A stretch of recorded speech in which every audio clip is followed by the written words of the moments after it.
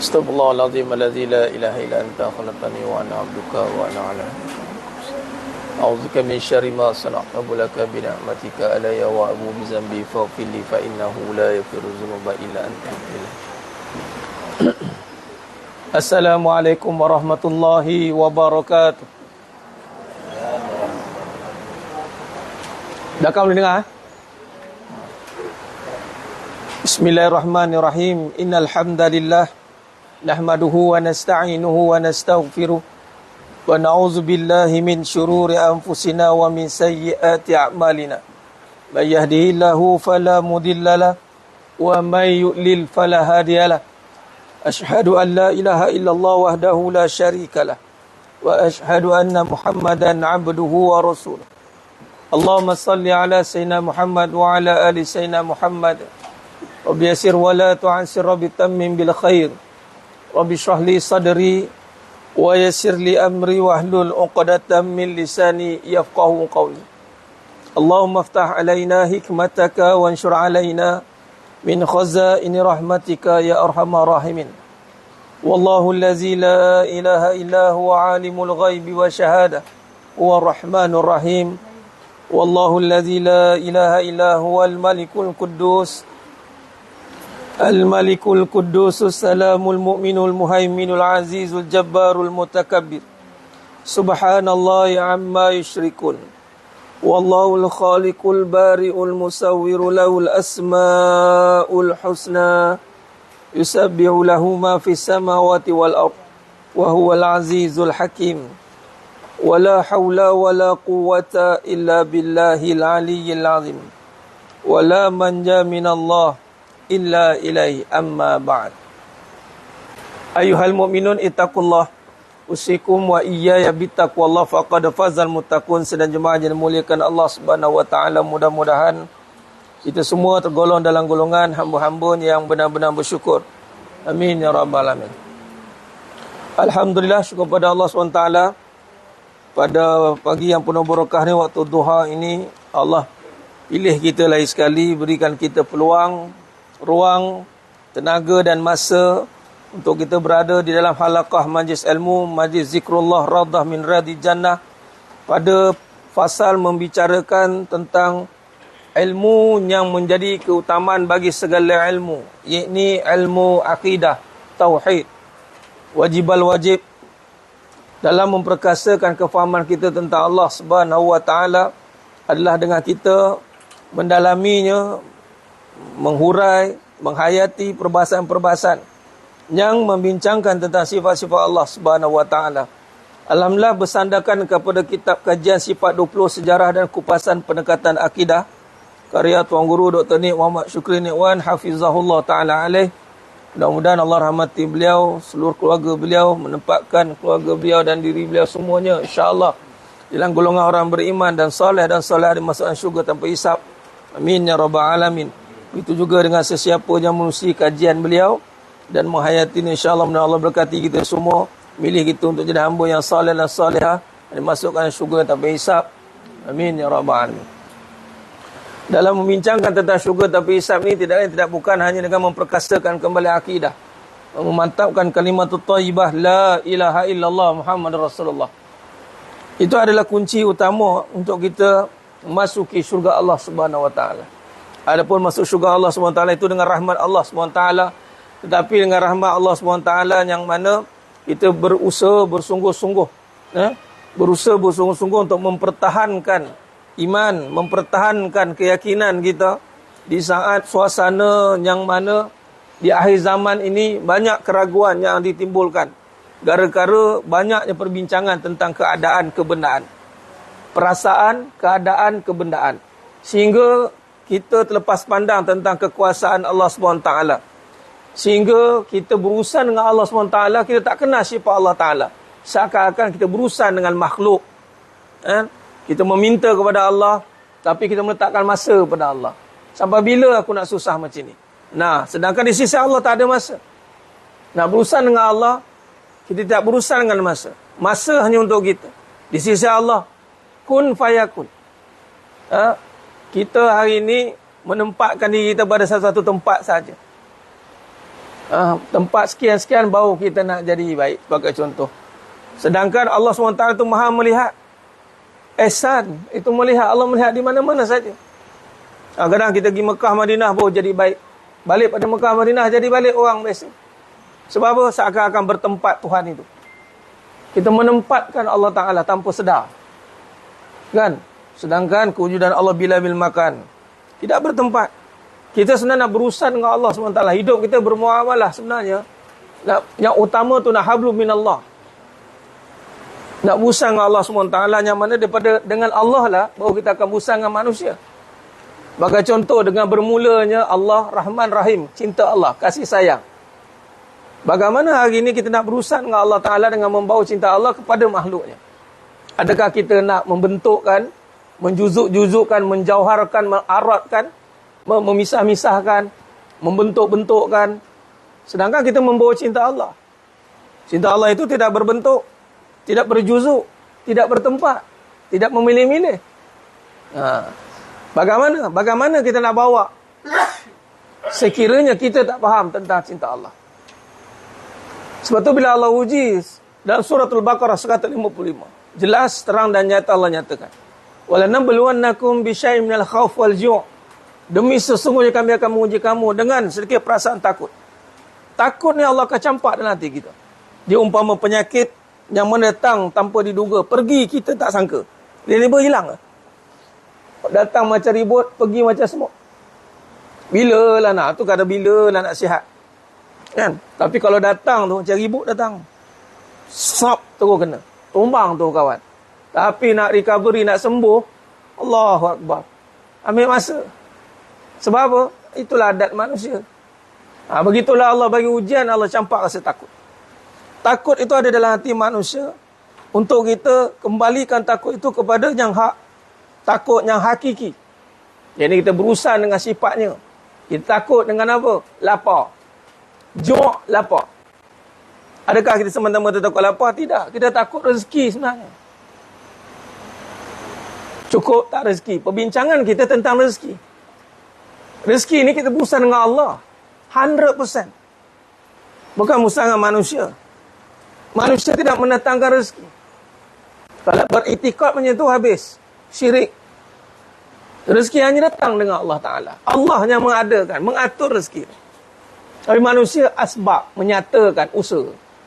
Tapi kalau kita tak faham, takut dengan rezeki sehingga akhirnya yang lebih bahaya, kita mensyirik Allah Ta'ala. Itu lebih bahaya. Dalam lapar ni juga berurusan dengan apa? Dengan kasih sayang. Sama juga sifat rezeki, kasih sayang.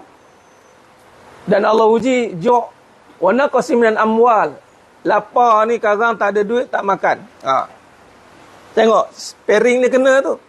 Lapar, Allah uji tak ada duit. Adakah dengan tak ada duit kita tak makan? Selama ni, sebelum ni, sistem duit bila start berlaku sistem duit ni? Baru je kan? Sebelum ni sistem barter. Tak pakai duit. Kat syurga tak pakai duit. Ada makan? Tengok bila berusaha dengan Allah macam mana. Memang kita terikat dengan asbab. Tetapi kita berurusan dengan Allah, itu mesti mengatasi sebab itu. Sebab kadang-kadang kita meletakkan sebab pada Allah. Ini masalah. Meletakkan sebab pada Allah. Padahal sebab tu pada kita.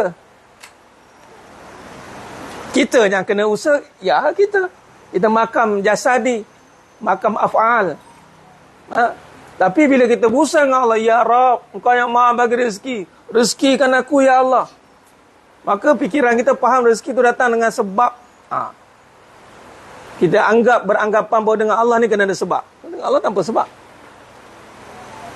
Tak ada sebab. Kita yang perlukan sebab. Kita dah bincangkan sebelum ni tentang sifat Yamu Ta'ala binafsih. Kan? Berdiri Allah Ta'ala itu dengan dirinya sendiri. Allah jadikan langit tanpa tiang. Kenapa? Kuat, tidak perlukan tiang. Kuat sifat Allah. Ya Qawi. Kita makam asbab. Ni kadang-kadang ni zaman sekarang ni, zaman yang membincangkan kembali tentang af'alullah. Tentang diri manusia dengan diri Allah. Hak Allah Ta'ala, kadang keliru itu. Ini kita akan masuk dalam perbahasan tentang kudrat, iradat semua tu. Kita akan nampak nanti. Walhal sebenarnya kita nak meletakkan bahawasanya kita nak mengesahkan Allah Ta'ala. Sekarang ni kita berurusan dengan maha kaya Allah. Kaya Allah itu tidak perlukan makhluk. Itu maksud dia. Tak perlukan harta, tak perlukan benda. Dan Allah boleh kayakan kita tanpa perkara itu. Mesti ada duit baru nak kaya. Tak. Ada etikad tu kena pegang dulu, kena jelas. Sebab tu Nabi kata, laisal ghina an kasratil arad. Benda. Tidaklah kaya itu dengan banyaknya harta. Walakinnal ghina ghinan nafs. Kaya itu dengan jiwa. Sebab apa? Sebab kaya itu sifat yang datang daripada asma Allah. Al-Ghani, Al-Qawi. Maka kalau kita berjaya menyatu padukan kefahaman ini, af'al kita akan selari dengan qadar Allah, takdir Allah. Kita akan padu, gerak seiring sejalan.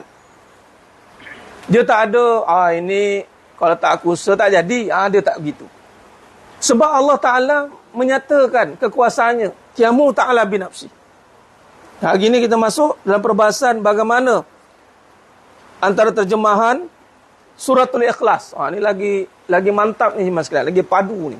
Bahasa mudah zaman bahasa moden kan, padu. Kita hari ini secara tak langsung kita tadabbur Suratul Ikhlas. Bagaimana kita memahami qiyamu ta'ala binafsi, yang mana Al-Imam Musanusi mengemukakan juga ayat-ayat yang pernah dipetik oleh Imam Abu Hanifah. Bagi menggambarkan maha kaya Allah SWT. Dalam edisi yang kedua, ada perbahasan yang ada tambahan. Edisi pertama, kalau tak ada, sila tambah. Ini kita masuk perenggan yang bawah selain ayat tersebut. Selain ayat tersebut. Dalam edisi kedua, 139. Edisi yang pertama, 132. Dua ke tiga? Tiga. Berhenti kat dua.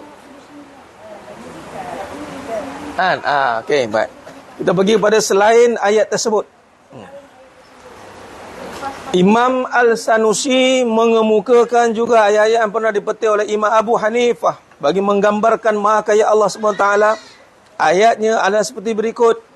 Itulah suratul Ikhlas. Allahus Samad, lam yalid wa lam yulad wa lam yakul lahu kufuwan ahad. Ini kalau dalil yang membincangkan qiyamu ta'ala binafsi. Membawa pada kalam Imam Abu Hanifah, memetik, membawakan perbahasan suratul Ikhlas ayat 2 hingga 4. Allah yang menjadi tumpuan sekalian makhluk untuk memohon sebarang hajat. Sebarang hajat. Kadang-kadang kita duk faham hajat ni, dunia ni tak payah minta dengan Allah. Dunia dengan diri dia. Itu salah. Sebarang hajat. Malah, walau nak dapat sebutir garam pun, para sahabat minta ke Allah Ta'ala. Tapi caranya kena faham. Sebab kadang-kadang, dia akan jadi fahaman yang bersandar kepada Jabariyah. Jabaran ni apa? Serah Allah belaka. Dia hilangkan usaha dia. Salah. Sebab tu kita kena Al-Sunnah wal Jamaah Asy'ariyah Al-Maturidiyah ni menggabungkan dengan kekuasaan Allah Ta'ala dengan af'al manusia macam mana. Supaya ia bergerak seiring. Kalau dalam bahasa yang diringkaskan oleh almarhum Tuan Guru Datuk Seri Abu Hasanuddin Al-Hafiz, beliau letakkan bahasanya, rezeki pada Allah, usaha pada manusia. Faham macam itu, kita akan faham. Tak bermakna kita kena usaha baru dapat rezeki, tidak. Tetapi kita kena usaha sebab kita manusia. Faham duduk situ. Dan manusia, usaha tu ada pada manusia, tidak pada Allah. Tetapi Allah yang menjadikan usaha itu. Wa ma khalaqakum wa ma ta'malun. Allah yang menjadikan kamu, Allah yang menciptakan perbuatan kamu. Kamu kena faham ke situ. Jadi, bila semua hajat itu bergantung hanya pada Allah, maka di sinilah kekuatan yang sebenar umat Islam, orang beriman itu akan terzahir. Cakap nak apa? Cakap dia nak apa? Syurga Allah bagi. Bukan kata dunia, syurga Allah bagi. Kalau kita perhatikan baik-baik perjalanan hidup kita ni, kita sebenarnya merentasi perjalanan keyakinannya. Kata tak berusaha, kena usaha, mana boleh duduk saja. Tak ada orang duduk saja pun. Duduk saja pun bergerak tangan dia. Penatlah duduk saja, bangun juga. Tak ada istilah duduk saja. Dia mesti tetap akan bergerak. Kerana takdir manusia itu ialah bergerak. Kan, bergerak. Jisim, ada jarak, ada tempat, itu kita lah tu. Jadi bila kita tertakluk pada sifat-sifat makhluk, kita tak boleh nak menafikan aku tak ada gerak. Tak boleh lah. Dan jadi Tuhan lah pula. Kan, bila tak ada gerak, tak ada tempat, tak ada masa. Nampak? Dia ada satu cerita, saya lupa cerita apa. Apa tajuk cerita dah? Tapi cerita orang barat lah. The Time tajuk dia. Tentang masa. Dia kaji sampai tak masa. Dia pakai teori Albert Einstein. Tapi dia bawa pada perbahasan fizik lah. Kuantum, ilmu kuantum. Tapi cerita ni pun, cerita lah macam mana pun, ending dia macam mana kita yakin dengan Allah. Itu sebenarnya. Cerita lah dalil, detail macam mana pun. Macam mana hang kau yakin dengan aku macam mana. Itu sebenarnya. Maka di sini sehubungan dengan perkataan As-Samad. Kita tengok As-Samad. Hari ini kita tadabbur surah Al-Ikhlas. 3 kali baca, rumah kat syurga. Nabi kata, 3 kali baca, rumah kat syurga. Rugi tak baca banyak kali. Tengok. Free tengok Allah Maha Kaya. Tengok.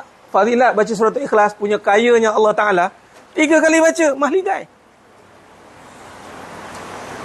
10 kali minta maaf. 10 kali baca. 3 kali khatam. Minta maaf. Silap saya. 10 kali baca. Ya, mafhum hadis. 10 kali baca, 1 mahligai.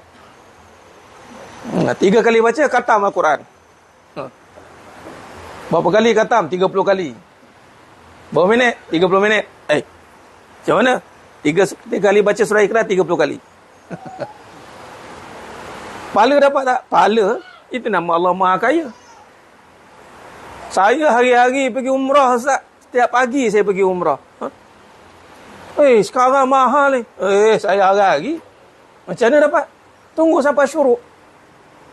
Pahala umrah sempurna. Nampak? Dalam bab pahala ni Allah Maha Kaya. Allah Maha Kaya. Baik. Perkataan As-Samad, At-Tabari, Al-Baidawi, Ibnu Katsir dan Sayyid Qutub. Nampak? Dalam perbahasan ni, Tuan Guru telah membawakan keempat-empat ni al-mufassirin, ahli tafsir. Kitab At-Tabari, tafsir yang orang kata autentik, yang lama. Bawa pula Al-Baidawi, bawa Ibn Katsir, bawa Sayyid Qutub. Nampak? Bersepakat bahawa Allah SWT adalah tumpuan segala hamba. Sebaliknya hamba bukanlah tumpuan bagi Allah SWT. Ini kemah ayat ni. Saya selalu guna perkataan macam ni. Kita perlukan masjid, masjid tak perlukan kita. Ada ku kisah, kau datang tak datang? Kau tak datang sudah. Tu kau punya pasal. Jadi kau punya susah. Sama macam mak dengan anak. Anak perlukan mak, bukan mak perlukan anak. Kalau kau rasa kau ada mak, kau datang. Sama juga, dia ikut kedudukan. Isteri perlukan suami ke suami perlukan isteri? Isteri perlukan suami. Kalau suami perlukan isteri. Sebab apa isteri perlukan suami? Syurga. Syurga. Syurga. Dia tak boleh nak buat apa. Jadi, kita perlukan Allah. Sebab apa? Pencipta. Kita kena menumpukan hidup kita Samad, As-Samad, tumpuan daripada Allah. Tapi Allah tak perlu tumpu dari kita pun. Sebab tu kita kena mencari atau menarik perhatian Allah Ta'ala. Walaupun Allah Maha melihat. Sebab tu dalam perbincangan yang lepas, saya ada bincangkan tentang bahawasanya setiap kali amalan kita, kita kena cakap, Ya Allah, tengok Ya Allah, aku datang Ya Allah, aku senang-senang datang jauh-jauh ni Ya Allah. Orang lain tak nampak aku datang jauh-jauh ni. Kau yang Maha mengetahui. Orang lain tak tahu susah payah aku macam mana datang ni. Kalau cerita pun orang bukan nak dengar pun. Kan? Kalau cerita, saya selai bulan dia pula cerita. Aku lagi susah katanya. Dia pula dia lagi susah. Kita kena mula. Ini cara belajar tauhid. Bukan sekadar membincangkan sifat Allah Ta'ala. Sebab sifat Allah Ta'ala ni dia infinity. Kita tak boleh bincangkan sifat sampai lumat. Tak boleh. Sebab kita akal kita terbatas. Kita kena bawa perbincangan dalam hidup. Apa yang kita nak ambil iktibar daripada sifat ni. Kalau dah Allah jadi tumpuan, please make sure. Depan, belakang, kiri, kanan. Fa'ainama tuwallu fasamma wajhullah. Mana pun kita hadap, mestikan bahawasanya Allah nak tengok kita. Ya Allah, tengok aku, Ya Allah. Sebab kita perlukan Allah. Allah tak perlukan kita. Kita kena faham tu. Kata As-Samad. Ayat ni. Nah? Allah SWT tumpuan segala hamba. Sebaliknya hamba bukanlah tumpuan bagi Allah Ta'ala. Terjemah pada syariat Kaabah. Syariat Kaabah. Semua tumpu kat Kaabah. Tapi Kaabah tak tumpu pada manusia kan. Datang punya pasal. Kat situ lah dia. Dia tak cari pun. Jadi boleh Kaabah dia depan mata kita. Itu Kaabah Ayapin dia panggil. Asal dekat sini pula ni. Tak ada. Kalau kita yang tak cari, kita yang rugi. Allah tidak rugi apa-apa. Allah istighna. Kalau kita tak cari Allah, kita yang rugi.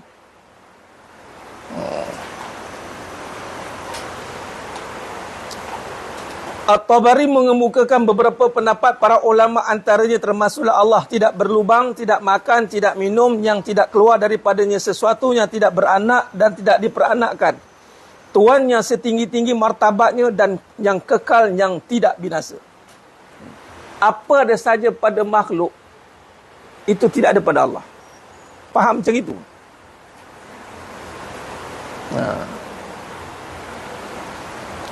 Itu apa yang dirakan oleh At-Tabari, membawa pada pendapat para ulama. At-Tabari lebih cenderung kepada pendapat yang terakhir daripada dia Maha Pemberi. Manakala Al-Baidawi berpendapat bahawa Allah SWT ada Tuhan yang dipohon kepada segala kehendak. Seterusnya Ibnu Katsir mengemukakan kesimpulan kepada At-Tabari, iaitu As-Samad adalah sifat Allah SWT.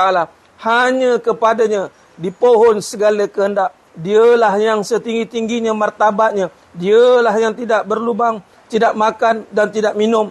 Dan dialah yang kekal selepas makhluknya. Ini kesimpulan daripada Ibnu Katsir menggabungkan. Ibnu Katsir menggabungkan kepada perbahasan At-Tabari, daripada perbahasan ulama-ulama yang sebelumnya. As-Samad ada sifat Allah Ta'ala hanya kepada dimohon segala kehendak. Baik. Bila tengok sifat ini, maka apa yang kita nak faham adalah apa segala sahaja perkara yang ada di alam dunia ini, hanya sahaja Allah Ta'ala tempat meminta. Okey, ini ada kaedah sikit saya nak bagi mas sekalian. Hadis Nabi SAW pada Ibnu Abbas radhiyallahu anhu. Nabi bagi tahu kat Ibnu Abbas radhiyallahu anhu. Pertama, jaga Allah, Allah jaga kita. Ihfazillah yahfazka. Jaga Allah dengan apa? Jaga yakin. Jaga yakin. Macam mana Allah uji keadaan sekalipun.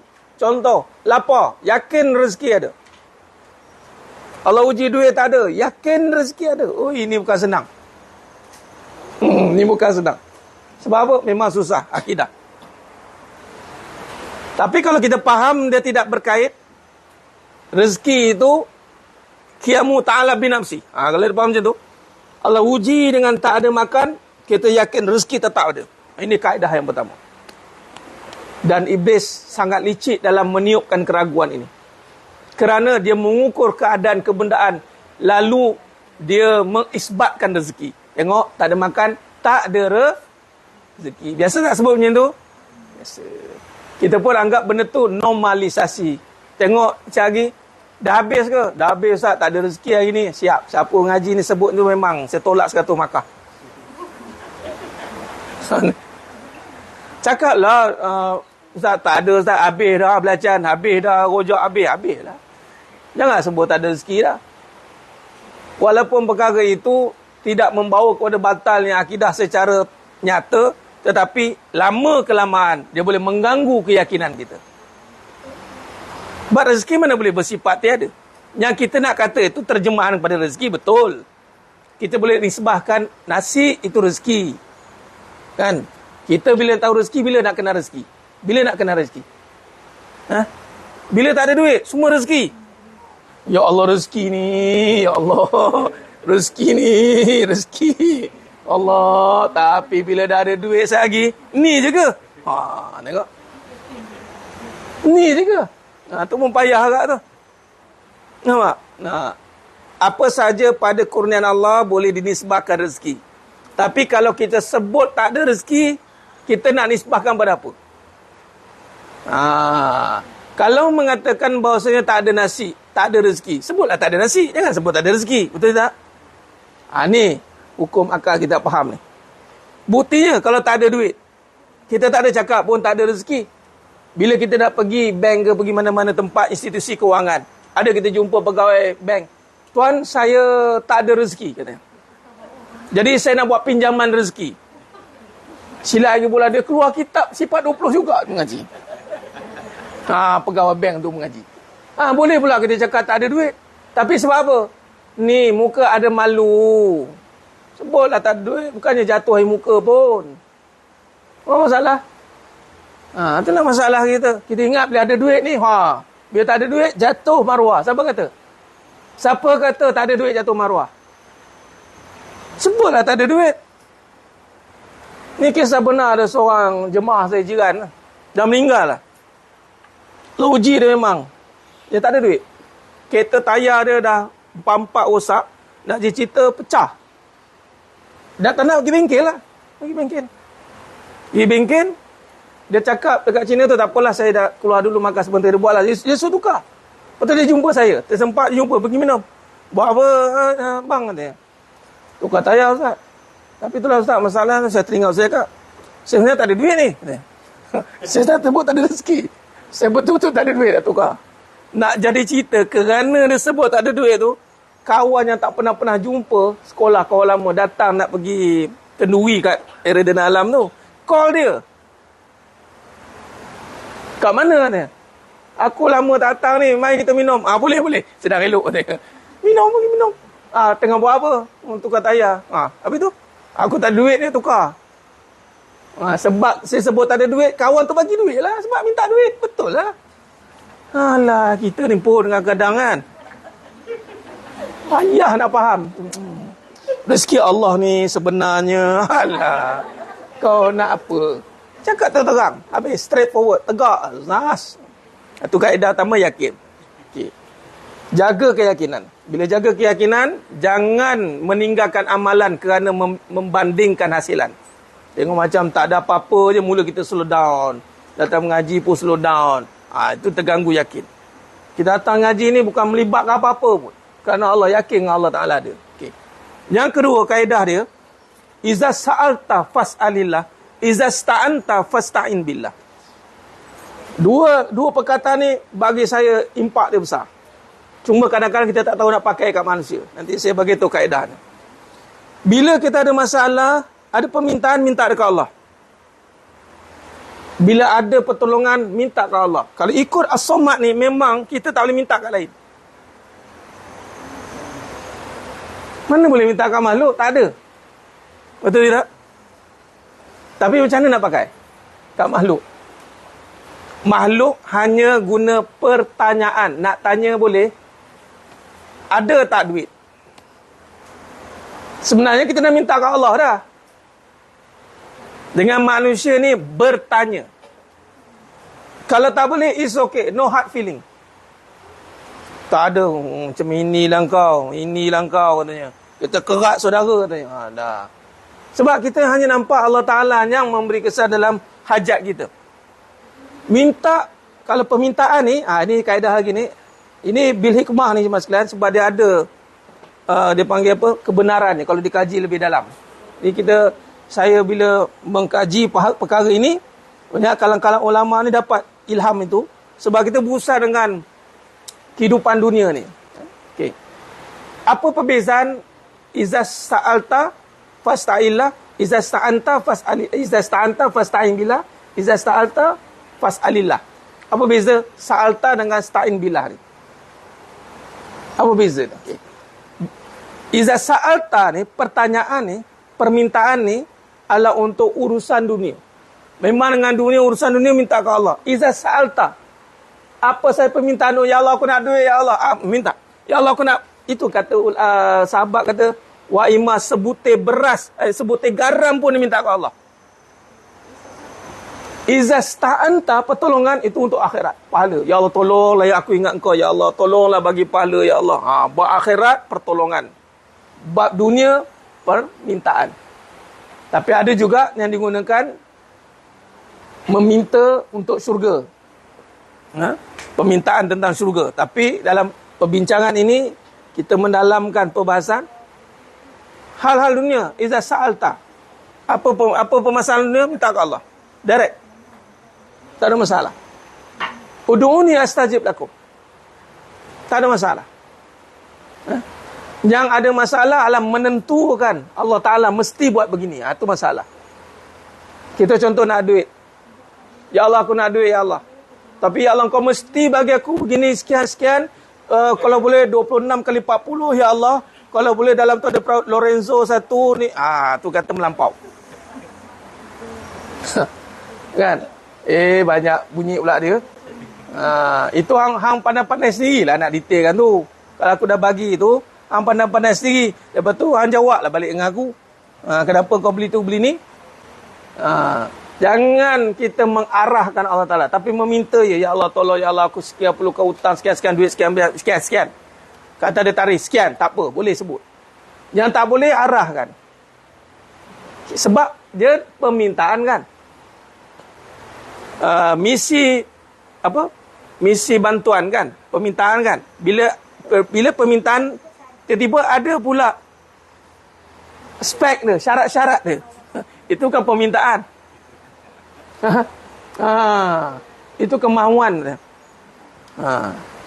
Okey, makna kata tadi pertama, tadi yakin dengan Allah, jaga Allah keyakinan.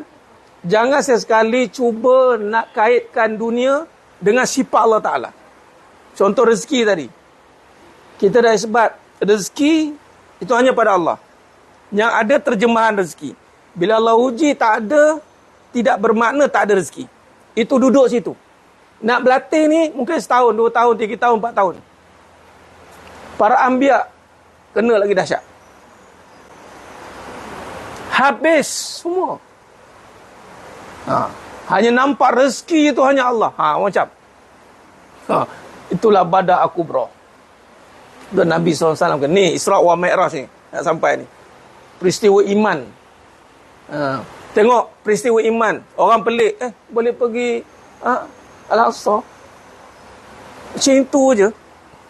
Di Masjid Al-Aqsa. Semalaman je. Ikutkan berapa ribu batu tu. Sebab apa dia kata macam tu? Sebab dia nisbah pada makhluk. Sedangkan diperjalankan. Bila diperjalankan, dah tak kira dah perjalanan tu. Kalau ikut berjalan kaki, dikira lah tapak kaki tu. Kalau diperjalankan, mungkin naik flight macam saya contoh. Saya pada Singapura tadi. Kalau naik, lepas ni saya nak ride naik motor. Saya pernah ikut, jom. Saya dah cakap, lepas ni saya naik motor pula. Naik flight sejam 10 minit. Bukan saya datang sendiri. Kata bang, dia bawa. Sejam dia. Pum, sampai. Maka kita pun tak pelik. Ustaz, pada mana Singapura? Muka pun. Muka macam, muka redha semua kan. Muka beriman dia semua kan. Daripada mana? Masjid Al-Aqsa. Siapa bawa? Allah. Okeylah. Sebab tu Sayyidina Abu Bakar Siddiq radhiyallahu an, sebab apa mendapat gelar radhiyallahu an? Abu Bakar Siddiq, As-Siddiq itu dapat sebab bila dengar nama Allah, sadaqah Rasulullah. Tak perlu explain lah. Itu tafwid lah memang. Macam ni lah, kita tengok siapa yang buat tu. Kita sebut nama dia, tak payah tanya lah. Aku tahu settle. Memang dia buat kerja, memang settle. Kita tak perlu tanya dia, dia tak perlu explain apa dia buat. Yang kita tahu, kita makan dia. Macam gitulah. Nampak? Ini nak mendalami kamu ta'ala binafsi.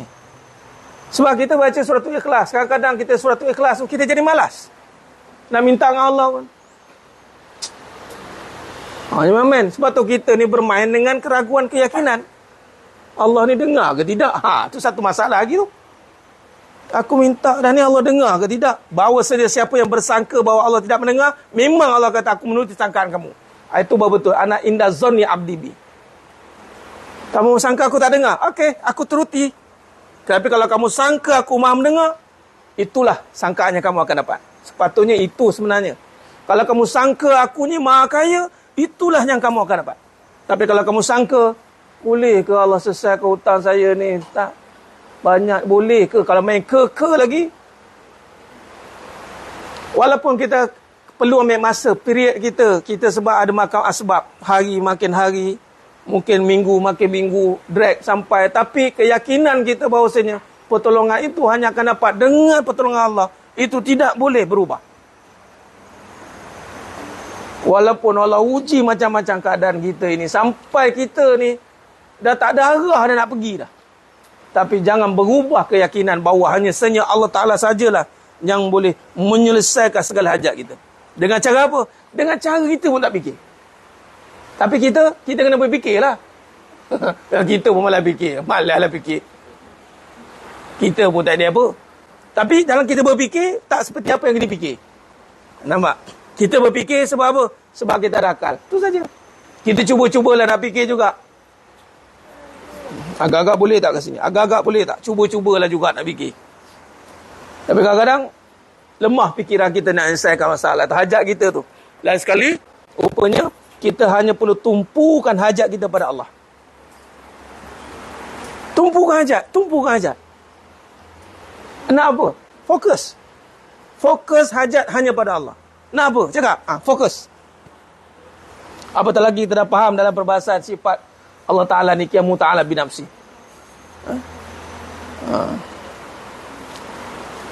Maka selanjutnya Syed Qutb berpendapat bahawa makna as-samad secara etimologi. Bahasa. Terminologi istilah. Etimologi ni bahasa dalam kajian. Ialah tuan penghulu yang diperlukan oleh orang ramai kerana tidak akan urusan yang putus melainkan dengan kebenarannya. Tak akan putus urusan itu. Itu kata la haula wala quwwata illa billahil aliyyil azim wala manja minallah illa ilai. Jadi sekiranya keputusan kita masih belum diselesaikan, maka kita kena itikad, ya Allah tolonglah selesaikan. Kita tak nampak makhluk dah ke tempat. Tak apa, kita terus berharap dan Allah nak kita terus berharap padanya. Allah sukalah kita. Macam anak kan. Kita suka apa-apa sikit cari kita. Memang. Cuba kalau anak dah tak perlukan kita, apa kita rasa? Sebab tu meminta ni bagus. Isteri minta suami itu adalah kasih sayang. Anak-anak minta ke mak tu kasih sayang. Once dah tak meminta, hilang kasih sayang. Allah dah buat cantik dah. Cantik dah sebenarnya. Tempat kita meminta. Dan satu lagi kaedah, meminta tu saja dah sebenarnya satu perkara yang besar dah. Counter pertanyaan. Oh Allah, lega lah ada counter pertanyaan. Cuba kalau tak ada counter pertanyaan. Kadang-kadang kita tak nampak meminta tu saja satu nikmat dah. Lalu kita tidak menikmati dalam kita meminta. Patutnya syukur, ya Allah, aku ni orang beriman, ada tempat meminta. Kalau orang tak beriman nak minta kat siapa? Bagi tahu. Cuba kita fikirkan. Ibarat saya boleh bagi contoh lagi. Ni bahasa qada ajak lah, seri perut. Tak ada tempat. Mana nak bubuh ni? Tak berpinau mata dia buat ni. Tengok-tengok ada. Toilet. Lega nampak. Malah bila ada tempat bertanya, macam tadi saya ikut kan pukul 9 sampai dah. Bila dekat Terminal 2 Kelahir, Terminal 2 sebelum tu, saya naik Terminal 1. Orang Singapura cakap apa? Ustaz datang ni, Ustaz dah rasa semua airport dah kat Singapura tu. Kat Changi ada, dekat satu Telaga, ni yang saya turun tadi, T4, airport baru. Okey. Sana pun satu, kan sini KLIA 2, saya naik motor. Sebelum naik motor, saya panggil KLIA 1. Bila KLIA 2, dia punya jauh je, memang dahsyat lah jauh je kan. Saya turun-turun, belah mana pergi ni kan? Memang tak jumpa jalan.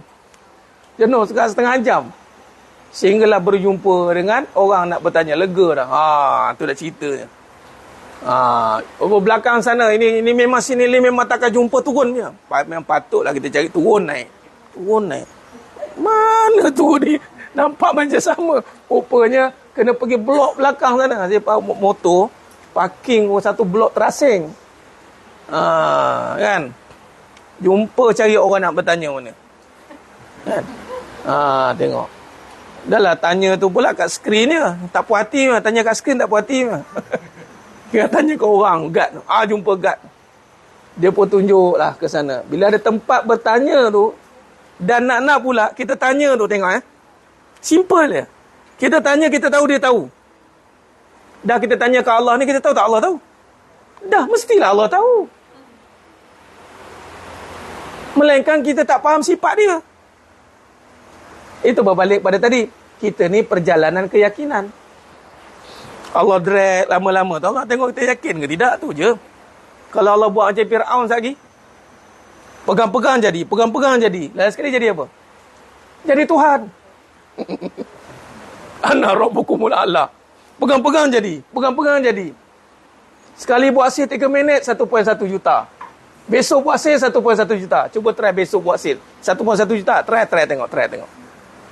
Dia hit one shot sekali je. Kalau nak recycle mungkin lah boleh. Tapi mungkin tak atas 1 juta. Atau mungkin terlajak 10 juta. Dia pun tak boleh kontrol. Malah ada yang buat kajian tu. Ni saya cerita ni satu cerita lain lah ni. Sambil-sambil tu menyelit masuk. Dia punya cost untuk marketing saja 2.1 million. Dan no wonder lah. Dia punya 1.1 million tu. Tapi bayangkan setiap kali buat jadi. Lalu jadi apa? Jadi Tuhan. Kita buat tak jadi ustaz, saya buat tak jadi ustaz. Kenapa ya? Sebab kamu kan Tuhan. Habis cerita. Betul juga tu. Dah. Kalau kamu Tuhan, buat jadilah. Habis ustaz, kalau tak jadi macam mana? Sebab itu ada Tuhan. Yang ni Allah suruh bagi jadi.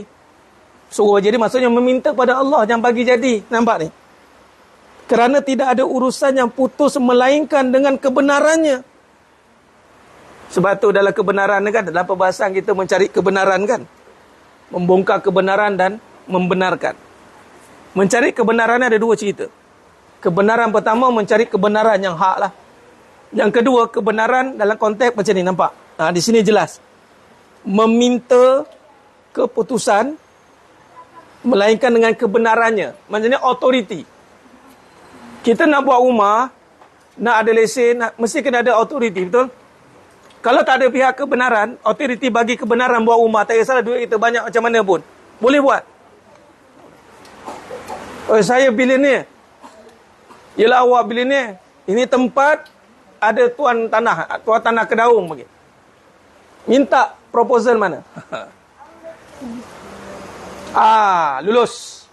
Tak lulus, sorry. Nampak tidak? Minta kebenaran. Cuba kita reflect berhidup kita. Kita dah minta kebenaran dah hidup ni.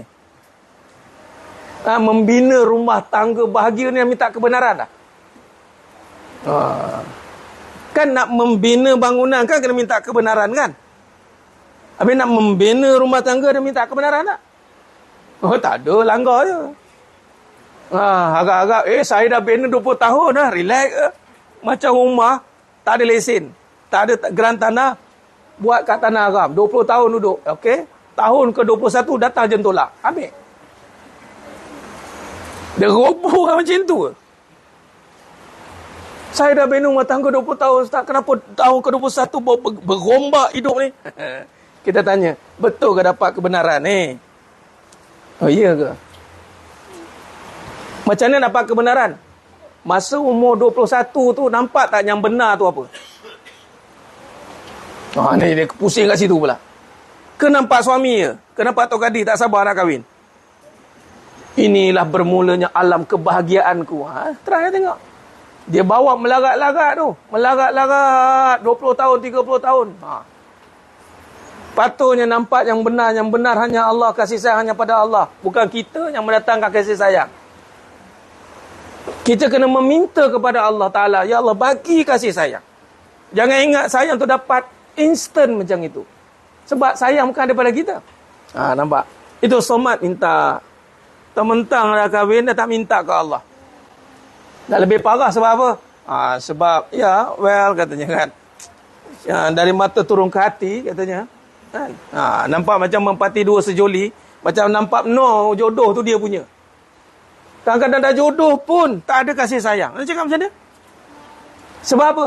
Tiada kebenaran. Nampak? Syed Qutb kata. Nampak? Kita ngaji tauhid ni kena nampak pada kehidupan. Jangan bahaskan sifat tu, kalau tidak tak jumpa jejak nanti.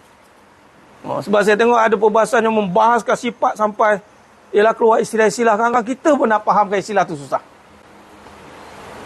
Walhal istilah itu bukan untuk dipertanggungjawabkan pun untuk apal.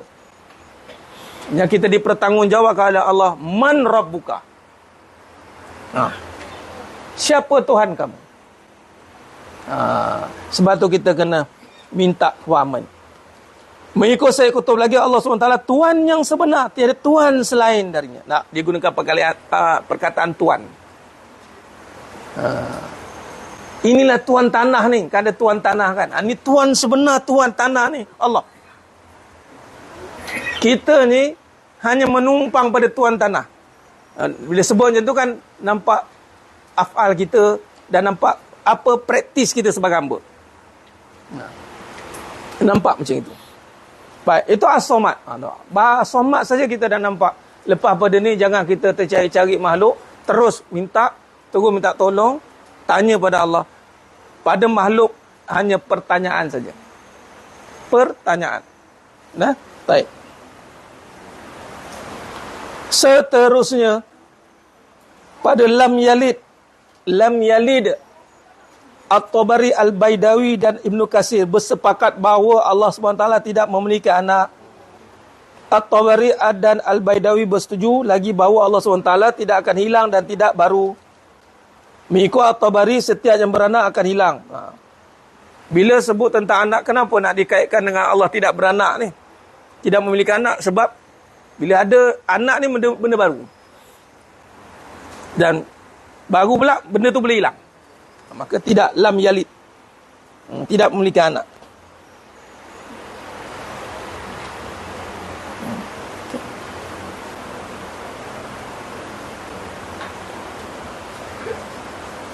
Mengikut At-Tabari, setiap yang beranak akan hilang. Apabila Allah SWT tidak beranak, maka sudah tentu Allah SWT tidak akan hilang. Tu nisbah kepada perbahasan tidak beranak tu. Ada tak? Dalam edisi pertama ada tak? Ada. Mushaf apa? 135. Perenggan yang saya baca ni ada? Ada Mana yang tak ada tu bermaksud kena tambah. Sebab saya berpandukan edisi yang terbaru, edisi 2 Seterusnya Al-Baidawi berpendapat bahawa Allah SWT tidak berjenis, tidak memerlukan pembantu atau penggantinya kerana baginya tidak berkendak dan tidak juga hilang. Ini syarah kepada lam yalid. Tadi syarah kepada as-samad. Dan perbincangan as-samad, lam yalid wa lam yulad wa lam yakul lahu kufuwan ahad adalah syarah kepada qiyamu ta'ala binafsi. Nak menceritakan Allah Ta'ala itu istighna. Tidak berjenis, tidak memerlukan pembantu atau penggantinya kerana baginya tidak berkendak dan tidak juga hilang. Di sini jemaah sekalian, kita ambil iktibar kepada lam yalid ni. Bila Allah SWT ini qadim, sedia dan kekal, baqa. Bayangkan dalam konteks penjaga, kita nak penjaga yang bersiap sedia, bersiap siaga, kekal ada, kita tidur pun dia. Itulah the powerful guardian, penjaga. Dan kita beruntung sebab penjaga kita adalah Allah yang bersifat itu, tidak tidur, kekal. Nampak? Jadi mengapa tidak rasa selamat? Berbalik perjalanan keyakinan. Kita kadang-kadang nak minta bantuan je lah. Kita perlukan bantuan yang perlukan kepada asbab. Minta tolong ke orang. Minta tolong aku sekarang Nampak? Memang kita ni, contoh kereta breakdown tepi jalan. Tengok. Itu urusan dunia kan. As-Samad, bila kita faham, kena juga dahulu ke Allah. Sebab semua hajat dengan Allah. Allah tak perlu pembantu, Allah tak perlu apa-apa, Allah tak perlukan yang lain. Once kita, ya Allah, kereta breakdown tepi jalan, tolong ya Allah. Tak adalah turun tiba-tiba malaikat turun kembangkan sayap, ataupun tiba-tiba kereta tu terbang. Ngagutlah macam tu. Walaupun tak mustahil pada akal, nanti boleh jadi, tapi jaranglah terjadi. Tiba-tiba. Kita sangka tiba-tiba, tapi bukan tiba-tiba. Kerana Allah tidak perlukan sesiapa. Allah boleh hantar, zap, lalu pula kereta. Memang ada seorang jemaah kita, jemaah Singapura lah, yang saya ceritakan pasal bagaimana dia bertawassul dengan amalan munajat umat. Dia nak pergi ziarah makam wali, di sana kena naik motor, ojek motor. Nak naik ke makam wali tu, ada satu tempat kena naik bukit. Jadi motor yang bawa tu lelaki semua. Jadi nak tak nak kena bonceng belakang. Oh, dia punya tak nak lah, takkanlah nak naik makam nak kena naik ni.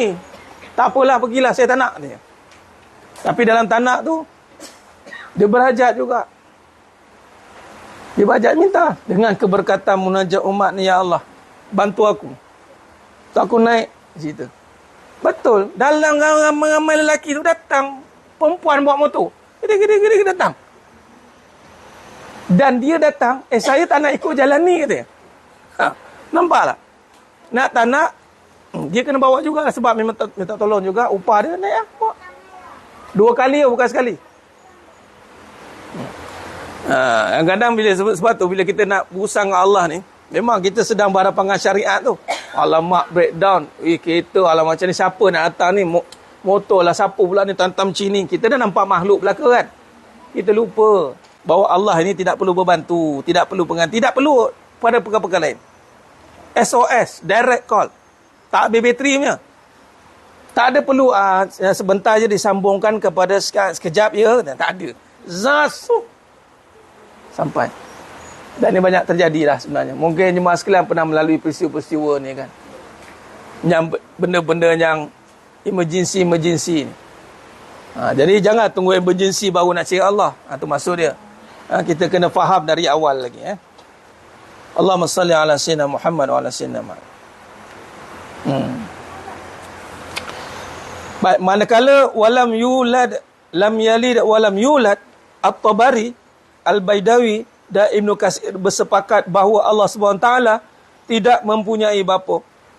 Mengikut At-Tabari, Allah SWT tidak dilahirkan kerana setiap yang dilahirkan itu didapati wujudnya selepas tiada. Tadi anak ini tidak ada bapa sebab dilahirkan, ini wujud setelah tiada. Kerana sifat Allah itu tidak bermula tiada. Setiap yang dilahirkan itu didapati wujud selepas tiada. Seterusnya Al-Baidawi berpendapat bahawa Allah SWT tidak berkehendakkan sesuatu dan tidak didahuluinya oleh tiada.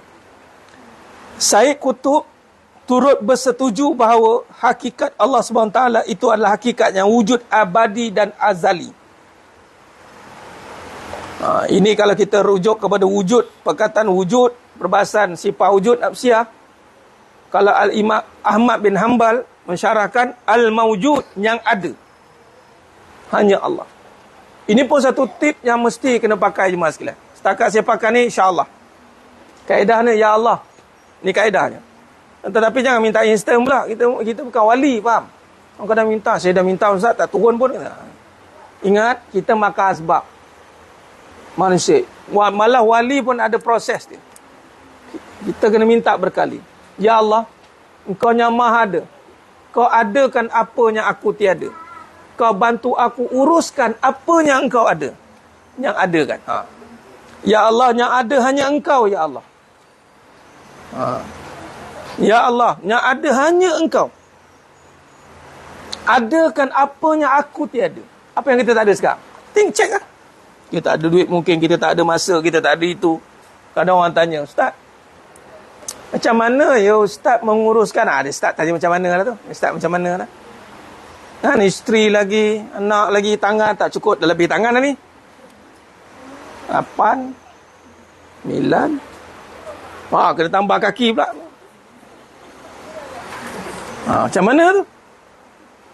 Macam mana nak uruskan? Ada orang cakap, bila ustaz tak ada masa, banyak tinggal-tinggal. Siapa cakap saya tinggal-tinggal? Marah dah. Allah adakan masa. Mintalah, memang kita tak ada masa. Mana kita boleh jadi macam Sang Goku? Sas 3. Sas 3. Tapi ada rasa tu, ada rasa. Macam abang tu rasa, masa ni, dia bukan benda kan. Kita nak ada masa kan. Boleh jadi tak? Ada manusia tapi tak ada masa. Tahu? Dia panggil tunggu kayu, faham? Dekat rumah macam tunggu kayu. Bukan nak layan kita, buat tak tahu je. Ini tak ada dengan kita. Tapi rasa dia ada. Sebab tu masa tu milik Allah kan. Masa bukan milik pada manusia. Antara perkara yang kita nak ni, walaupun masa dah berlalu, Nabi SAW 1400 tahun meninggalkan kita. Tapi, tengok, ini kehebatan. Sesiapa yang Allah bagi kita ni, boleh rasa bahawa syiar Nabi tu hidup lagi sekarang ni. Betul tak? Itu masa. Jadi Allah bagi masa. Jadi minta, ya Allah adakan masa. Sama dengan anak-anak. Ada mak, tak payah jadi super umur sangat. Semua anak semua nak dideretkan depan-depan. Tak payah. Ada anak ni. Jangan terasa macam kita ambil masa dia, kita masa ni, masa dia nanti tak ada. Teori barat memang macam tu. Dia nak spend time. Dia suruh spend time. Nak spend apa kalau tak ada? Tengok, barat suruh spend time kan. Suruh sebelum tidur baca buku kan. Bawa bapak lah jadi mangsa. Daddy love dia panggil. Last kali bila anak-anak terbesar, ada dia peduli dengan mak bapak. Baratnya style. Yang menjaga ni sampai ke sudah Islam. Sebab apa? Masa tadi. Allah adakan masa untuk sekolah anak berkhidmat dengan mak ayah dia. Walaupun dia sibuk. Samalah macam kita beramal sekalipun. Sibuk macam mana Allah adakan masa untuk solat. Nah, begitu caranya. Ya Allah, adakan masa. Adakan harta. Adakan isteri. Tak, dia pandai lah kan. Saya dah bagi tu, pandai lah. Saya ada satu tempat tu ceramah pasal isteri tu harta. Sebaik-baik harta bagi seorang lelaki tu isteri. Ada seorang lelaki tu geleng kepala, tak boleh terima kenyataan. Bangun dia keluar. Pelik. Dia tak boleh terima kenyataan. Inilah, tak semua orang boleh terima kebenaran. Kerana dia telah berada dalam kesakitan. Kerana kebenaran itu pahit. Dah lah pahit, kita tengah luka pula. Dah lah sakit. Baik. Jadi, walam yulad, dan Syed Qutb kata, Allah itu hakikat yang wujud abadi dan azali. Maka perbenaran Allah Ta'ala itu kekal. Bila bersama dengan Allah kekal. Jadi apa yang kita nak itu barang baru. Kita minta dengan Allah yang maha kekal. Jadi mudah bagi Allah nak mengadakan yang baru. Tak masalah.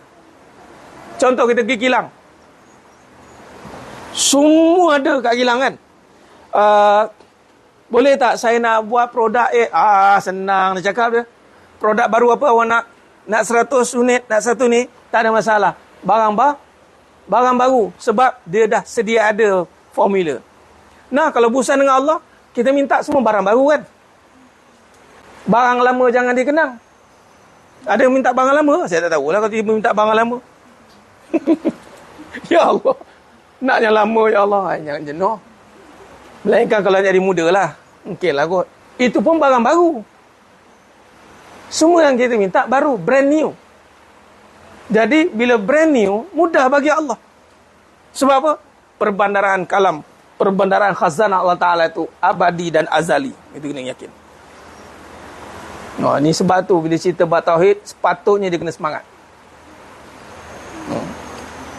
Semangat dekat tauhid. Bukan dekat fik.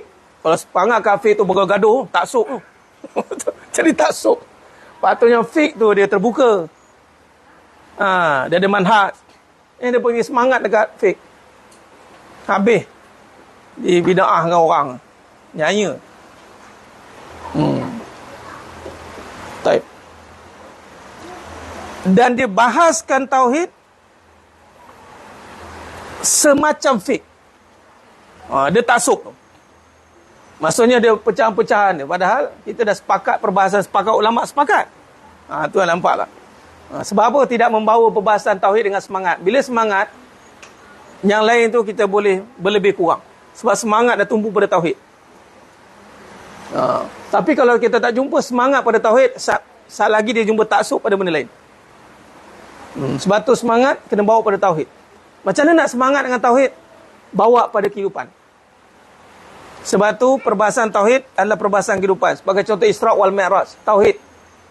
Berapa ramai yang akhir berpaling daripada Nabi SAW. Duduk dengan Nabi, tiba-tiba cerita bab tauhid, kemuncak adalah af'al, tiba-tiba berpaling. Kemuncak tauhid adalah af'al lah, kita kena buat af'al lah. Kalau betul yakin Allah tu Maha Kaya, apa perbuatan kita? Apa perbuatan kita nak menyatakan Allah Maha Kaya? Jangan meminta selain dia. Jangan membelakangkan dia. Jangan buat benda yang dia murka. Jangan syirikkan dia. Itu afal lah tu.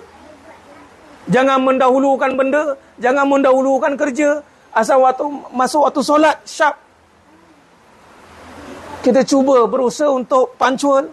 Sebab menyatakan Allah Maha Kaya. Sebab abadi dan azali hanya Allah. Itu cara dia jemaah sekalian. Baik.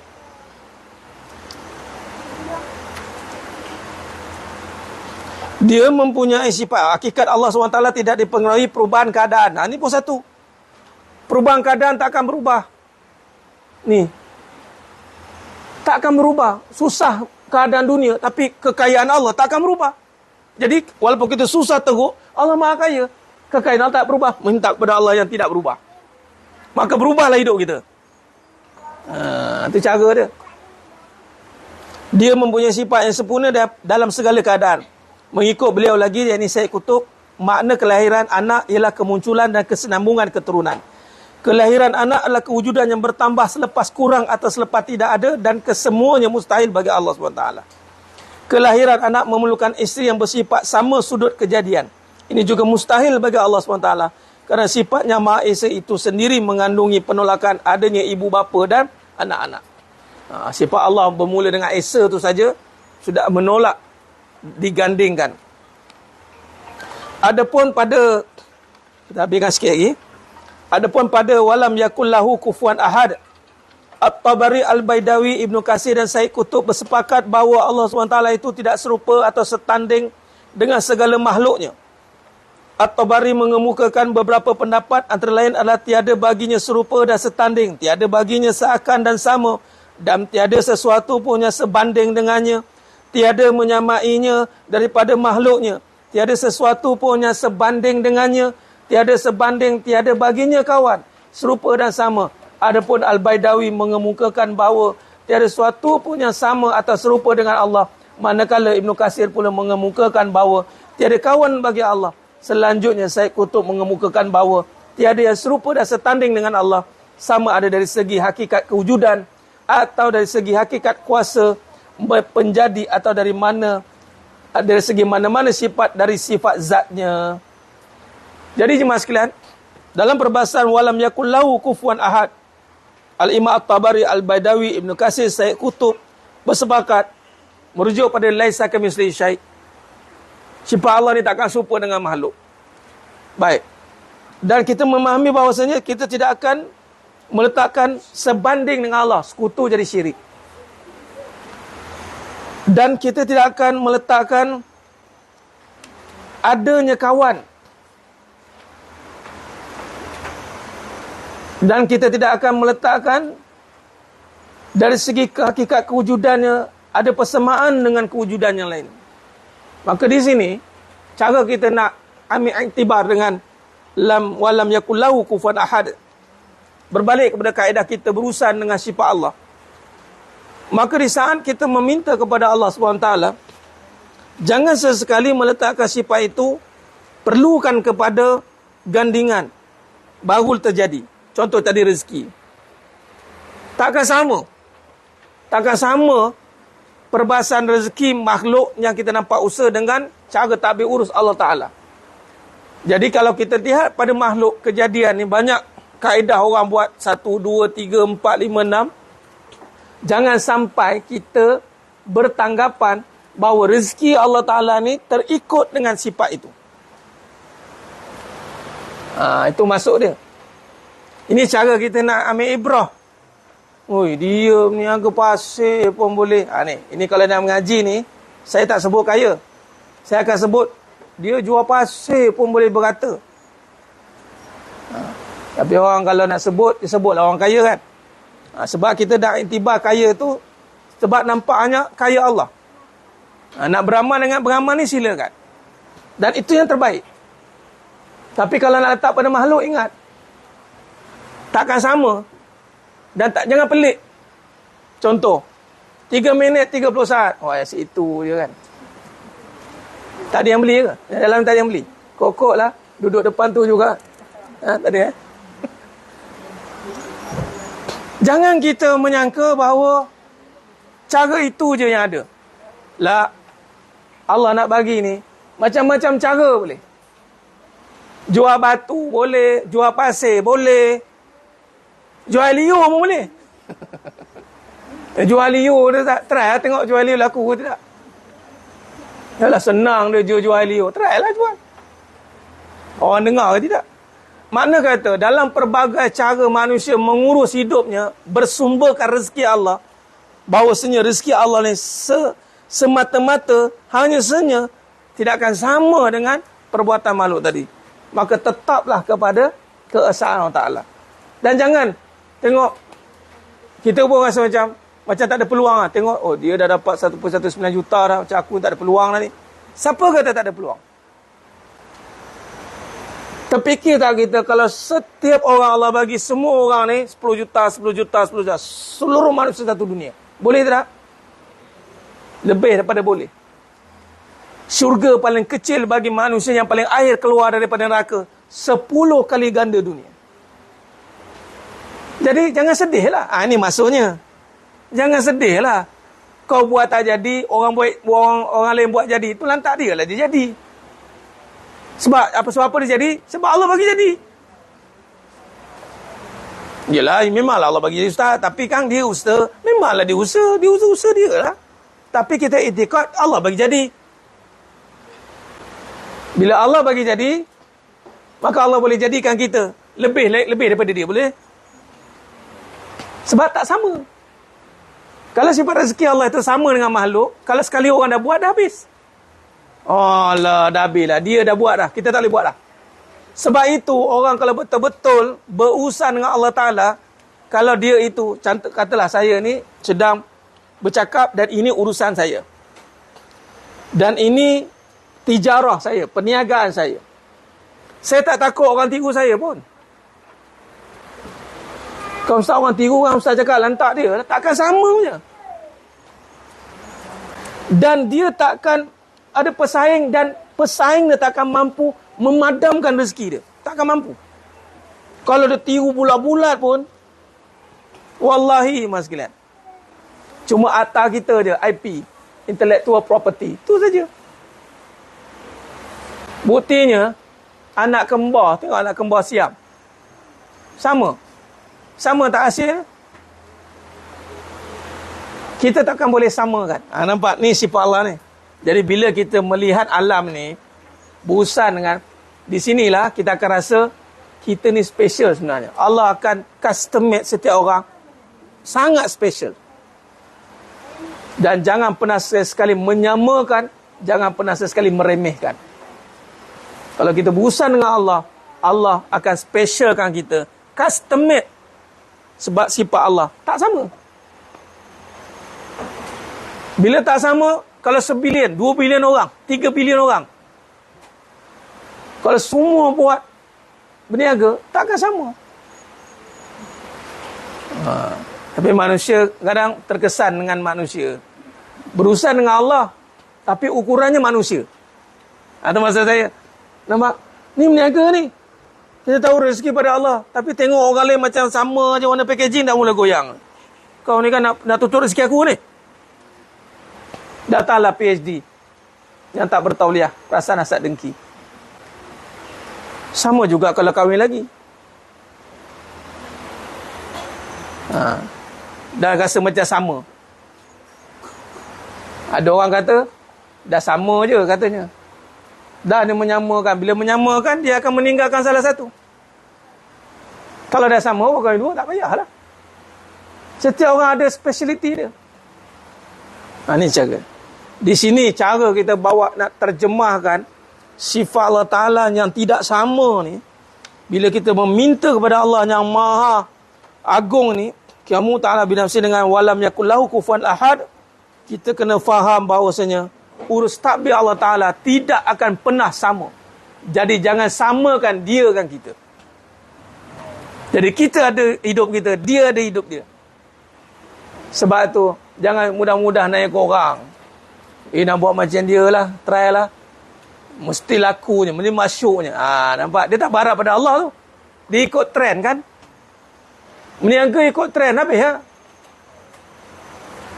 Tengok Nabi Ibrahim AS. Di saat memanggil umat manusia nak datang menunaikan haji. Naik kat tu, Jabal Rahmah tu. Panggil. Bunyi dia macam, nak ke orang datang? Sekarang Allah kata, tengok, kamu akan lihat manusia datang dengan berjalan, dengan berkenderaan. Sebab tu bila kita berusaha, ni kan kadang-kadang cakap kita kan berusaha Allah juga, tapi bila tak beriman, itu jadi masalah. Sebenarnya kalau kita luruskan usaha dengan yakin kepada Allah, sebenarnya usaha kita tak ada masalah. Usaha je, siapa jadi? Tak ada yang tak boleh jadi. Pasti jadi. Sebab tu umat Islam umatnya hebat. Sebab setiap gerak langkahnya tak ada tak jadi. Sebab apa? Sebab dia berurusan dengan Allah yang bagi jadi. Sebab tu epic. Epic ni maksudnya serangan-serangan Islam, tentera-tentera Islam, semua serangan-serangan epic. Semua tak ada siapa boleh tiru. Hebat. Ni cara dia. Jadi datang semangat dalam Qiyamu Ta'ala binafsi. Ya Allah, aku ni meyakini dengan sifatmu Qiyamu Ta'ala binafsi. Dengan diterjemahkan dengan suratul Ikhlas, maka aku beriman dengan ayat ini. Maka sifat orang yang beriman dengan ayat ini, dia sentiasa semangat. Dia tak goyang. Sebab hidup ni tak ada lumba dengan siapa pun. Dan tak ada tunjuk dengan siapa pun. Nak pakai, yang pakai. Sampai dulu, sampai. Hidup ni adalah berurusan dengan Allah Ta'ala. Dan takkan terkesan dengan siapa. Kita tidak akan meninggalkan tempat itu pun. Tengok Nabi jejak tetap ya. Melainkan Allah suruh hijrah. Itu saja. Nabi tak meninggalkan. Sebab tu para anbiya, terutama Nabi SAW, tidak resign. Ya Allah, aku tak nak dah jadi Nabi. Tak ada. Tetap jadi Nabi. Kita jadi suami, tetap jadi suami. No option. Kena sampai jadi. Sebab apa? Kita berusaha dengan Allah yang maha bagi jadi. Dan kejadian yang Allah jadikan takkan pernah sama. Jangan pernah membandingkan orang tengok. Yelah, abang ni suami yang tiada erti. Orang lain boleh bagi, abang tak boleh nak bagi. Isteri pula tengok orang lain. Ni membanding-banding. Orang yang membanding-bandingkan nikmat orang lain, dia tak akan beriman. Dia ada, bukan tak beriman, dia ada permasalahan keyakinan dengan sifat Allah Qiyamu Ta'ala binafsi ni. Jadi ini kesimpulan dia. Jadi ayat kedua dan ketiga surat Ikhlas turut dikemukakan oleh sebagai salafiyah sebagai bukti sifat ghani bagi Allah atau adanya Subhanahu Taala dengan sendiri. Salafiyah. Merujuk pada golongan salafiyah. Wallahu a'lam. Kita berhenti setakat tu, kita akan sambung pada perbahasan al-wahdaniyah.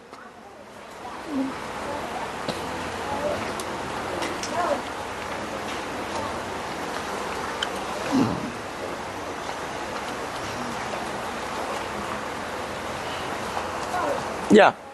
Ya, Ustaz. Pengajian sama, Ustaz. Kita faham berbeza. Okey. Masalahnya bila balik, ujian masalah pun berbeza. Okey.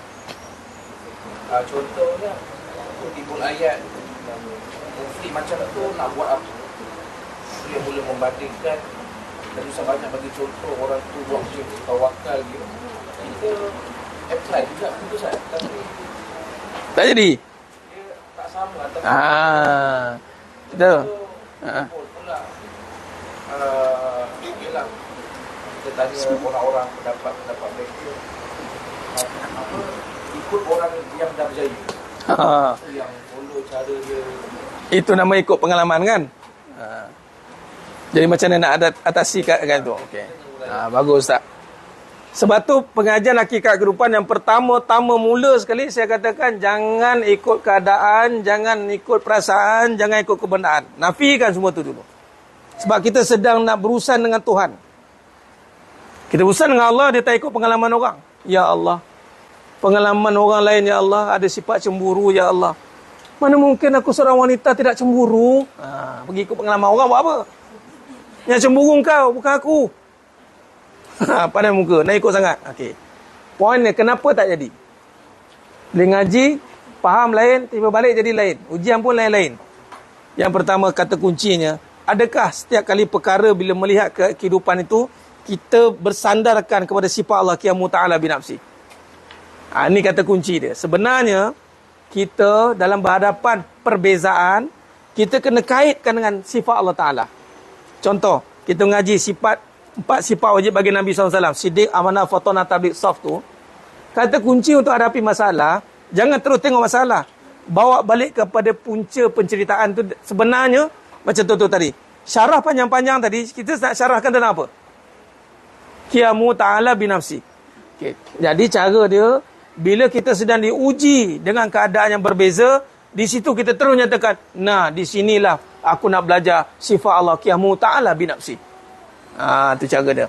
Sebab tu, biar kita diuji dalam kita sedang belajar. Jangan kita diuji sebab kita nak kena diajar.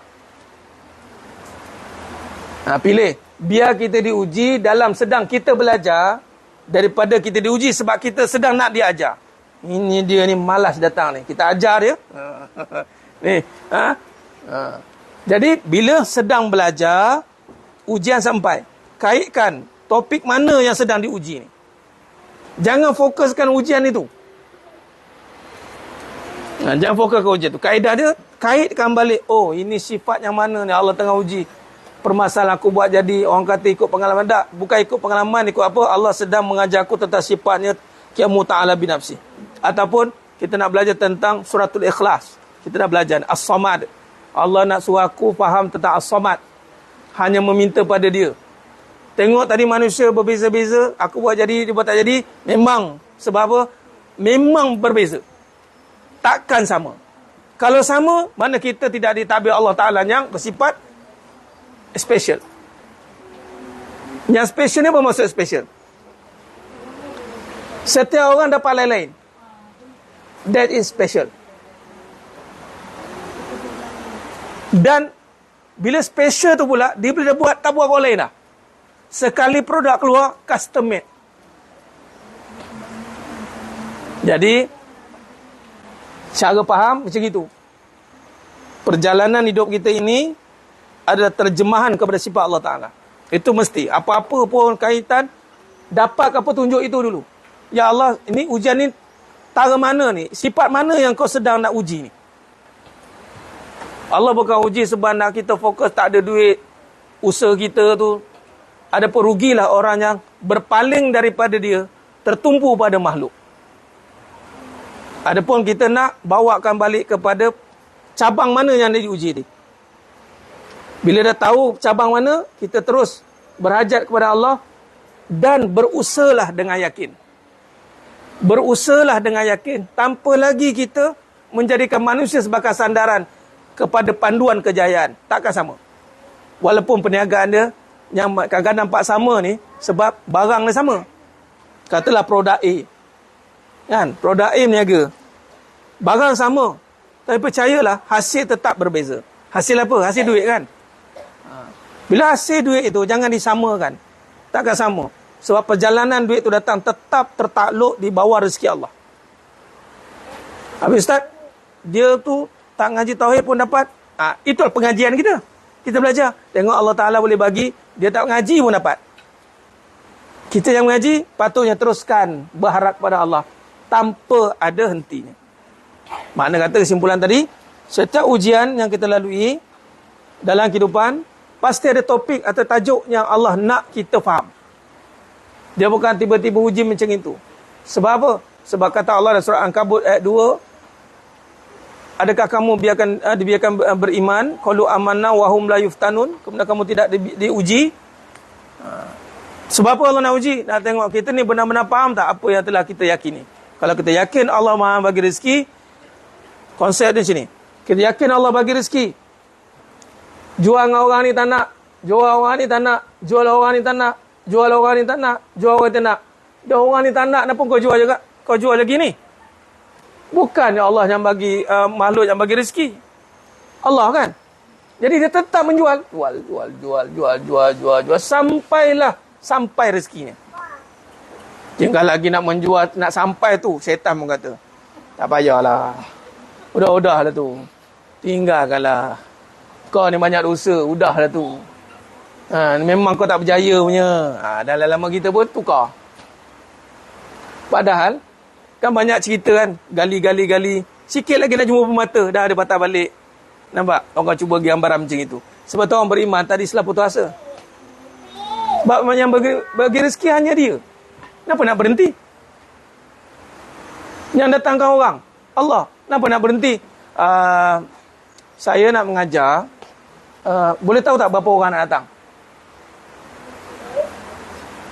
Ada pernah tanya? Nak datang sudah. Nak datang ke, tak nak datang ke? Kalau nak datang jadi macam-macam, ya Allah, kan? Terpulang. Sebab tugas kita sampaikan. Bukan tentukan berapa yang datang, berapa nak dengar, berapa nak jadi. Saya ni baru kian, kan jangan saya cerita ni kan jangan kata saya promote pula. Payah betul kadang. Ada orang salah faham. Nak jadi cerita tu, rasi tu. Yang kat Singapura tu dah berapa berderet-deret dah orang. Kali ni rasi jadi Allah buat. Nampak? Jadi makna kata, bila kita ni bukan nak berubat sebab nak bagi orang sihat. Tak, kita berubat sebab tanggungjawab. Sampai tahap akan ada yang rasi. Jalan. Bukan kata macam tak jadi, tak payah lah kata. Berhenti. Sebab dah tahu. Tak boleh. Sebab tu, antara bila seseorang datang minta kita doa, kita ni tak belajar ruqyah kan? Doa kan? Tengok muka, tengok mana tahu sekejap tu berubah dia macam ni, macam gini. Ada nur je lagi kan? Minta tolong. Contoh yang saya share gambar video kat Masjid Nabawi tu kan? Tiba-tiba orang kan, ulu perut. Dia cakap apa? Kita punya. Memanglah sebab kita tak tahu, Allah yang tahu. Memanglah kita telah menyembuhkan, Allah yang mahu menyembuhkan. Kita buat je. Bismillah, tawakkaltu ala Allah. Orang rakam. Saat lagi orang panggil, jawab. Pergi. Macam P.Ramlee lah kan. Dia sembuh-sembuh kan. Tengok-tengok jadi. Bagus cerita tu. Allah bagi jadi. Main-main sangat. Kalau Allah bagi jadi, buat tahu. Nah kan. Tapi itu maksudnya, usaha kita ni jangan sesekali digandingkan dengan orang. Takkan sama. Jangan ditentukan dengan hasil. Tak tahu bila. Soalnya kita, sampai bila kita boleh tahan, boleh buat. Buatlah. Sambil buat tu, mohon pertolongan Allah Ta'ala. Bagi kita ni, bertahan dan mampu buat. Sampai masanya Allah akan selesaikan semuanya. Itu cara. Itu kata Nabi kata, kita takkan mati selagi rezeki kita tak habis turun pada kita. Yakinlah. Maknanya kalau misalnya ada banyak beli pending-pending itu, maknanya tak habis turun lagi tu. So kita yakin je. Coming soon. Boleh Ustaz Boleh tak kata Alhamdulillah. Dan untuk semua juga lah. Memang benda tu memang berlaku kat kita. Kadang-kadang kita dah belajar, kenapa macam ni pula? Kadang-kadang sampai tahap dia punya faham tu salah faham tentang penyampaian pula. Ya men, tak betul ni dia ustaz ni sampaikan ni. Pula kita pula kena salah. Hati-hati. Sampai tahap salah menyalah pula. Padahal dia yang salah langkah. Tiada salah pada ketentuan Allah. Yang salah pada kita yang tidak memahami ketentuan Allah. Itu saja. Tak ada salah. Allah menentukan kita semua dalam qadar Allah. Cantik. Tiada salahnya pada ketentuan Allah. Yang salahnya kita yang salah memahami ketentuan Allah. Kita salah sangka, kita buruk sangka. Habis. Padahal, teruskan saja. Susah, minta Allah kuatkan. Sudangkan. Sakit dalam perjalanan, minta Allah sihatkan. Jangan berhenti. Itu je ayat dia. Nah? Nanti kalau masuk dalam bidang perubatan, tahu nanti. Lepas seorang datang, nak kata berhentikan tak sampai hati, ya Allah. Tu kita kena lalui. Macam-macam benda datang. Tapi alhamdulillah, kita dengar bila Allah sembuhkan tu, seronok itu. Mengasihlah Ustaz, mengasihlah alhamdulillah, seronok tu. Kan? Wallahu alam. Boleh? Baik. Baik jemaah sekalian, kita tutup dengan munajat umat insya-Allah. Baik. 17 hari bulan 12. Jadi insya-Allah. 17 12 pula. 17 bulan 2 untuk dah dapat kan? Wawa tu jemput datang semua Kita imarahkan di Teluk Paling Mengarang Fitness Kolbu di sana. Persiapan pasca akhir zaman kekeluargaan. Nanti saya print, insya-Allah saya bagi handout, saya printkan. Siri kedua. Aja, penganjur penganjur utama Zon Selatan. Dia tak bagi tajuk betul. Dia buat tanggung, bola tanggung. Zas bagi. Tapi sebenarnya saya ambil daripada perbahasan tu juga. InsyaAllah kita tutup dengan suratul Fatihah insyaAllah. Astaghfirullahaladzim.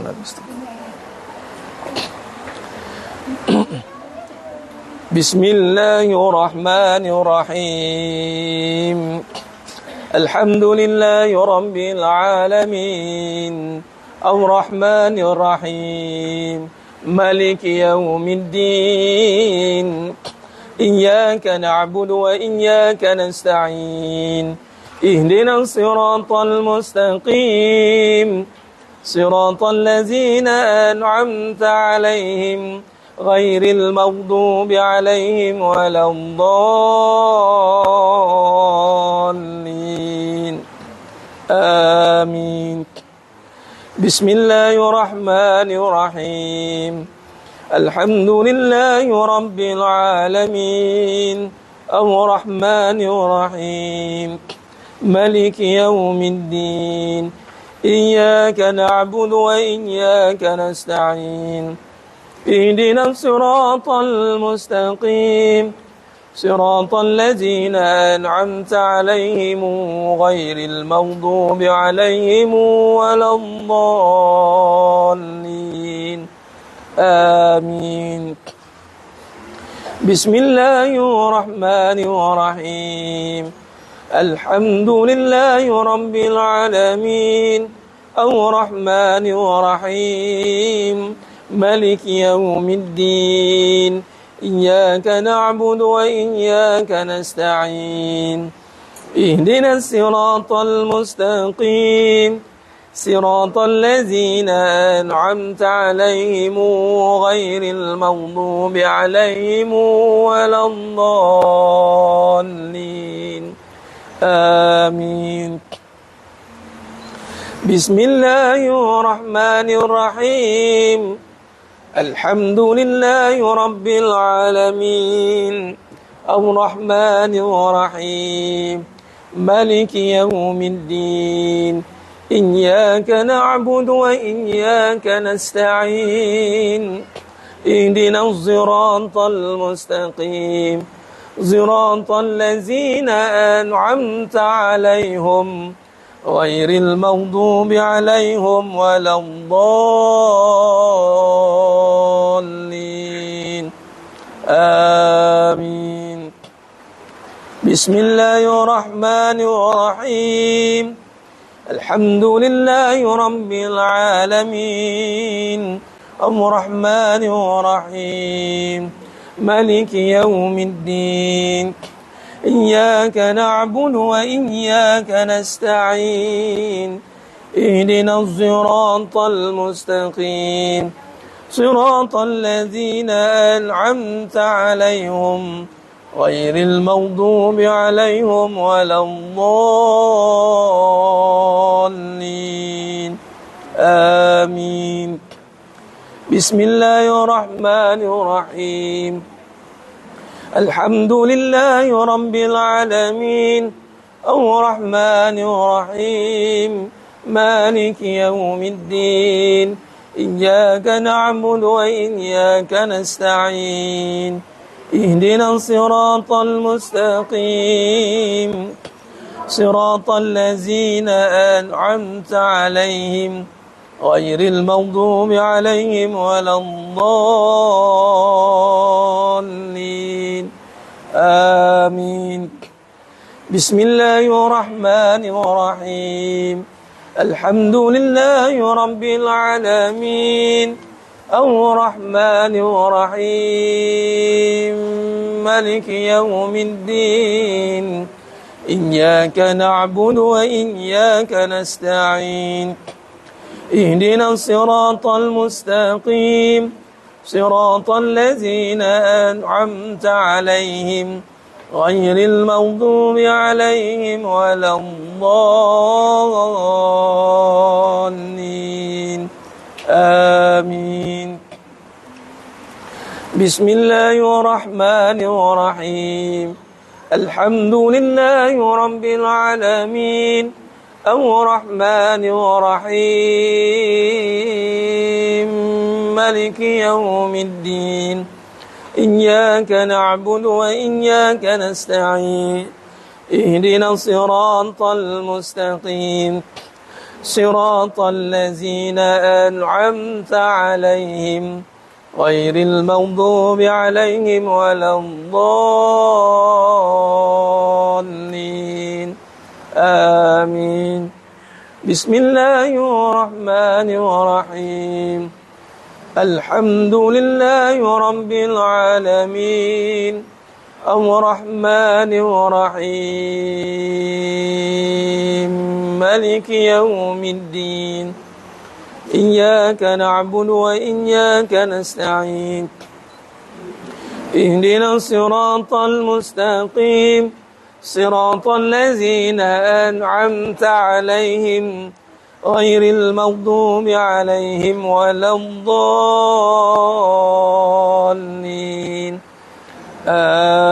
آمين اللهم بالحق الفاتحة وبحق الذي جاء بالفاتحة وبحقك من أنزلت عليه الفاتحة نسألك أن يا الله في كل حاجة ya Rabb, khususan ya Allah para jemaah yang ada pada hari ini ya Allah, kabulkan segala hajat kami dunia akhirat, permudahkan segala urusan kami dunia akhirat ya Allah. Nas'aluka an ya Allah fi kulli haja ya Rabb, khususan pada umat Islam seluruh dunia ya Allah, fi Palestin wa fi Gaza wa fi Yaman wa fi kulli makan wa fi kulli zaman ya Allah. Beri kemenangan berumat Islam. Nas'aluka an ya Allah ya Allah ya Hayy ya Qayyum ya Al-Qabul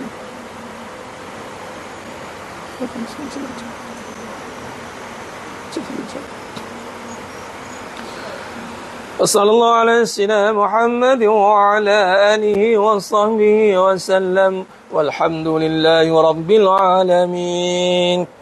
Taqabbalallahu minkum minna wa minkum taqabbal ya karim. Alhamdulillah, syukur kepada Allah SWT. Selesai sudah pengajian kita pada hari yang penuh barakah ni. Di sini ada satu soalan tentang, tadi saya tempat pandang tapi saya nak jawab sikit lah ya. Isu ni dah dijawab lah, tapi dalam pengajian kita jawab juga. Pernah dengar ada hamba Allah ni menimbulkan persoalan 1+1 bukan 2. Satu campur satu sama dengan biiznillah dua. Ada? Kat Tintong kan? Soalan bertanya, betul ke Ustaz? Jawapan dia biiznillah dua. Ada yang tak biiznillah ke? Saya jawab balik. Ada yang tak biiznillah ke? Ada yang tak biiznillah ke? Saya nak tanya. Dah. Semua biiznillah. Tanpa perlu dinyatakan pun biiznillah. Kerana ni pun satu. Ni kena faham. Ni tambahan. Ni saya sambung pada perasaan kata. Tapi ni dengar baik-baik. Salah faham dalam penggunaan sifat Allah. Asma'ul Husna pun satu. Sifat-sifat yang berkaitan dengan mengaitkan biiznillah pun satu. Adapun perbahasan terhadap sifat-sifat Allah ni adalah perbahasan yang bersifat gaib. Sifat ni. Dia bukan ya Allah, ya Rahman, ya Rahim, ya Allah, ya Jabbar, ya Qahar, ya Allah. Setiap kali jadi macam perbualan. Dia bukannya perbahasan perbualan.